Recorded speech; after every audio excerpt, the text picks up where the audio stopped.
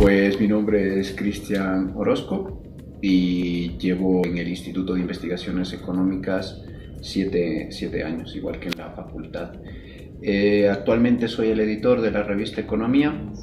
En el campo de las investigaciones, mis principales líneas de investigación tienen que ver con la economía del desarrollo y también con la economía agraria. Lo que yo he trabajado específicamente a través de la tesis doctoral fue un campo acotado de la investigación agraria que tiene que ver con la agricultura por contrato, que es una modalidad productiva y comercial a través de la cual, a través de un contrato escrito o verbal, grandes corporaciones agroindustriales contratan a pequeños y medianos productores para que les abastezcan de productos agrícolas, como puede ser banano, que es lo que estudié en la tesis, o leche en el caso de Machachi, u otro tipo de productos como puede ser pitahaya o trigo y demás.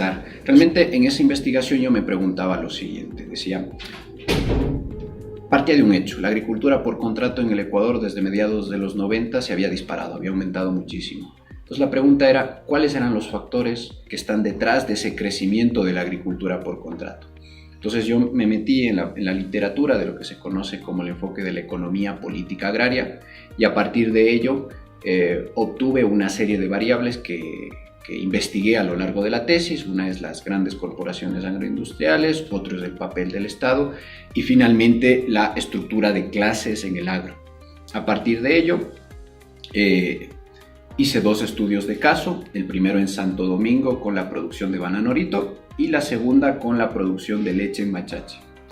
Entonces, las hipótesis que se planteaban en torno a esta cuestión de las clases sociales, del Estado y de las grandes corporaciones agroindustriales se demostraron como válidas. Bueno, realmente tiene dos fuentes originarias esa investigación. Por una parte fue una cuestión familiar, un familiar que trabajaba en estos temas de agricultura por contrato en la provincia de Chimborazo y me pareció ciertamente interesante.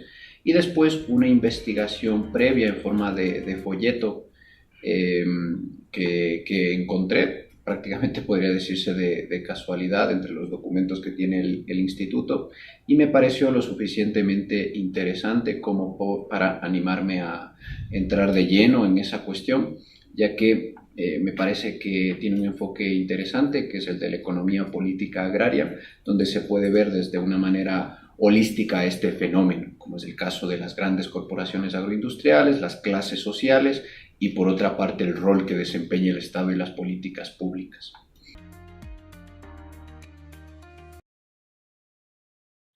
La revista, el nombre que tiene, bueno, realmente no es demasiado original, se llama Revista Economía, aunque en la práctica acepta distintos artículos que proceden de distintas disciplinas y ciencias sociales.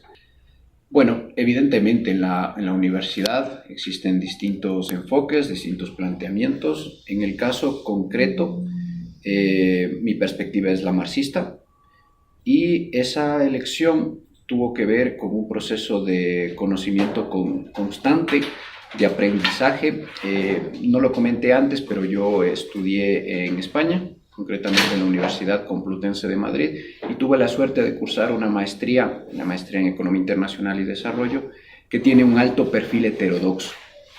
En ese sentido, para mí el enfoque que yo asumo tiene grandes potencialidades para entender y transformar la realidad, de tal manera que es allí en donde se han centrado la mayor parte de mis investigaciones, entendiendo lógicamente que hay otros enfoques y otras disciplinas que hay que conocer, que hay que enseñar, porque precisamente las ciencias sociales que se caracterizan por algo es por esa mirada más plural.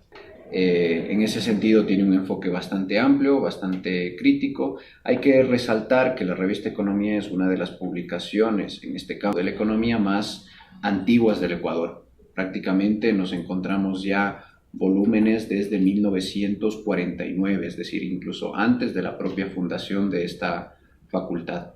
Bueno, realmente en este proceso que ya lleva varios años de potenciar la investigación, me parece que la revista desempeña un papel importante, ya que cabe señalar que la investigación en el Ecuador está en pañales, y eso hay que decirlo así, de tal manera que me parece que revistas que además son de acceso abierto, es decir, que cualquier persona puede mandar sus artículos para evaluar, puede leer los artículos, es fundamental, cosa que no pasa en todas las revistas, como no sé si ustedes lo conocen, en muchas hay que pagar y demás, de tal manera que es un espacio abierto tanto para las personas que quieren difundir sus investigaciones como para aquellas personas, estudiantes, cientistas sociales que quieren revisar artículos que pasan por un proceso de revisión y demás. Y además estamos en un proceso de mejora en cada momento, en este caso materializado en el proceso de indexación que ha tenido la revista de manera constante y que aspiramos seguir mejorando, evidentemente. Precisamente por lo que comentas, por lo que es una universidad. Una universidad no es una escuela o un colegio grande, sino que la investigación debe ser una pata fundamental de cualquier universidad que se precie y que pretenda formar estudiantes con alto nivel de conocimientos en metodología, en un conocimiento profundo de las temáticas que se abordan en clase, de tal manera que me parece que se responde por sí sola. Las universidades que apuestan por la investigación, por el desarrollo en el campo académico, tienen que apostar necesariamente por potenciar publicaciones que tengan un alto nivel de impacto y claro, también para ello se necesitan recursos, como no podría ser de otra manera. Es complicado dar una recomendación en general, y no solo para esta revista, sino para cualquier revista académica. Yo diría que lo principal es revisar las normas de publicación. Nos llegan muchos artículos que no cumplen con muchas de las normas de publicación, eso en la parte más superficial y formal. Después, tienen que adentrarse muy bien en la cuestión metodológica. Eso es una cuestión bastante relevante. Y en general, yo lo que les recomendaría a los jóvenes es empezar quizás no con un artículo, sino con una reseña. Porque nuestra revista tiene 3 partes. Primero, las investigaciones de dossier. Tenemos un dossier temático en cada número. Y por otra parte, estudios socioeconómicos, donde entra cualquier publicación del ámbito de las ciencias sociales, que no necesariamente tiene que ver con el tema de dossier. Y finalmente, la reseña. 2, 3 páginas de un libro que les haya resultado interesante sobre ciencias sociales, sobre economía, relaciones internacionales. Es una primera aproximación al mundo académico que realmente todos hemos empezado por ahí realmente. Entonces, si es una persona joven que está interesado en la investigación, me parece que esa es una primera vía. Una vez que finalice su máster y esté haciendo investigación con un nivel de profundidad más elevado, bueno, pues ahí sí yo pensaría que es interesante poder mandar artículos, como digo, ya no solo a esta revista, creo que también hay cierto grado de endogeneidad, pensando que, bueno, soy ecuatoriano, soy de Quito, mando a la revista Economía de la Central, que está bien, pero también vale la pena poder investigar un poco más y ver otras revistas en otros países, en otras universidades, que también favorece tener esa experiencia más de carácter internacional. Pues les diría que es un trabajo duro, pero que si están motivados, si son personas curiosas, es decir, si pretenden ir más allá de la superficie, más allá de lo que parece aparente o lo que es el sentido común, me parece que la investigación es un campo importante y sobre todo el campo de la ciencia. La ciencia lo bueno que tiene es que no se queda en la parte superficial, sobre todo aquella ciencia que pretende ser crítica, que intenta ir a la raíz de las cosas. Y en ese sentido es una muy buena herramienta de conocimiento que nos aleja de pensamientos idealistas, de pensamientos pseudocientíficos que me parece están bastante presentes en la sociedad actual. Pues yo creo que el principal mito que hay en torno a los economistas es que la economía es algo técnico. Esa creo que es el principal elemento. La economía forma parte de las ciencias sociales y como tal está atravesado al menos con 2 elementos diferenciadores respecto a las ciencias naturales. Uno es que los economistas no podemos hacer experimentos. En las ciencias naturales sí, evidentemente tienen sus laboratorios, usan sus batas y se puede experimentar y demostrar ciertas cuestiones. Pero en el caso de la economía no se puede hacer ningún tipo de experimento.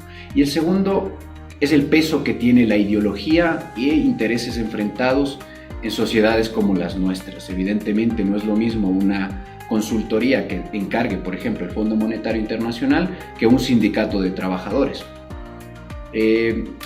Conceptos como el PIB, conceptos como desigualdad, están cargados de componentes ideológicos, de una filosofía política detrás, de tal manera que cuando algún economista les diga, no, esto es economía pura, aséptica, esto es algo técnico, yo no soy político, yo no me meto en política, probablemente les intente mentir posteriormente. Realmente todos nosotros tenemos un enfoque, una filosofía política detrás, de tal manera que evidentemente no vemos el mundo de manera aséptica y neutral, sino que siempre partimos de una determinada posición y que me parece es importante remarcarla desde un primer momento, no hacer pensar a la gente que, bueno, pues como decía antes, los economistas son técnicos, son asépticos, no se meten en política, más bien diría todo lo contrario.